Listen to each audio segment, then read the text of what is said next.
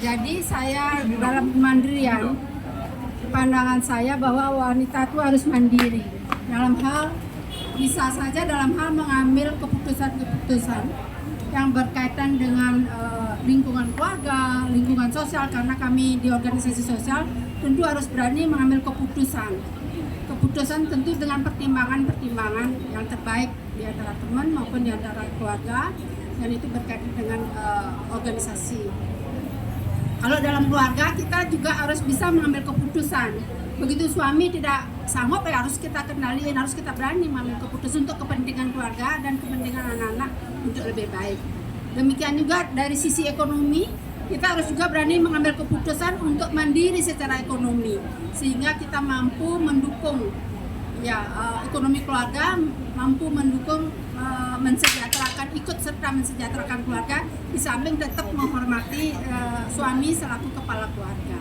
Itu keputusan yang saya ambil karena saya di kantor harus memang independen dalam mengambil keputusan, jadi berkaitan dengan profesi, jadi harus mengambil keputusan apapun resikonya itu tentu dengan pertimbangan-pertimbangan. Demikian, terima kasih. Oke, terima kasih, tepuk tangan. Oke, tepuk tangan. Sudah diberi definisinya, berarti kita udah selesai belum? Oke, Bu Rai bilang bahwa poin dari kemandirian itu adalah yang pertama adalah bisa mengambil keputusan. Tapi apakah keputusannya diambil sendiri? Tentu dengan pertimbangan gitu tadi ya. Karena beliau ada di tiga organisasi. Yang pertama adalah di WHDI, kedua di kantor, yang ketiga di rumah gitu ya.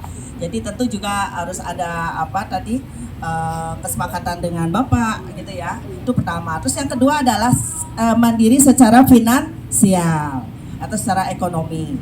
Jadi kalau mandiri secara ekonomi mengharuskan seorang wanita harus bekerja gitu ya. Oke, bekerja. Jadi menurut Ibu, misalnya dominan Ibu mengambil keputusan atau mungkin secara ekonomi, ada nggak sih misalnya kecemburuan atau ketidaknyamanan Bapak? Ada nggak ya? Selama ini sih tidak, karena kami tidak mempermasalahkan, artinya masing-masing punya pendapatan, tetapi begitu ada pendapatan kita jadi satu, gitu, semua bermanfaat untuk kepentingan bersama. Iya, luar biasa. Tepuk tangan. Artinya adalah pendapatan itu jadi satu dan itu tersimpan di ibu. Ya betul kata Bapak. Uangku adalah uangku, uang suami adalah uangku. Oke, tepuk tangan. Aduh, bahagianya. Berarti nggak apa-apa dong bekerja. Nggak apa-apa dong tidak bekerja. Oke.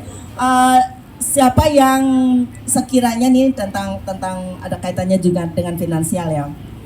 Saya tidak bekerja, tetapi secara finansial saya mandiri gitu. Ada nggak? UMKM. Bekerja itu berjualan. Oke, berarti penghasilan dari mana? Dari suami. Oke, ada yang mau berbagi lagi? Ya Bu Dewi. Selebritis kita. Jadi, Om Swastiastu, terima kasih. Kalau saya memang sudah biasa mandiri ya. Jadi saya juga pesan untuk ibu-ibu, ini menyenangkan bapak-bapaknya nih. Kita ibu-ibu itu harus bisa mencari penghasilan tambahan ya. Kan sudah ada gaji, kemanapun harus berpenghasilan sambil jualan biasa ya.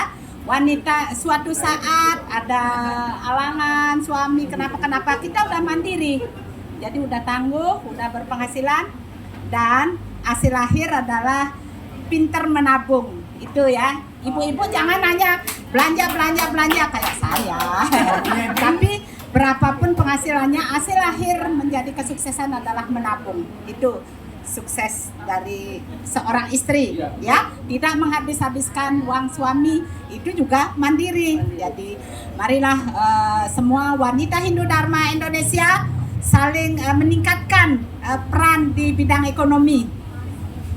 Jaya selalu. Terima kasih. Terima kasih Bu Dewi. beliau menyoroti tentang finansial, bagaimana kita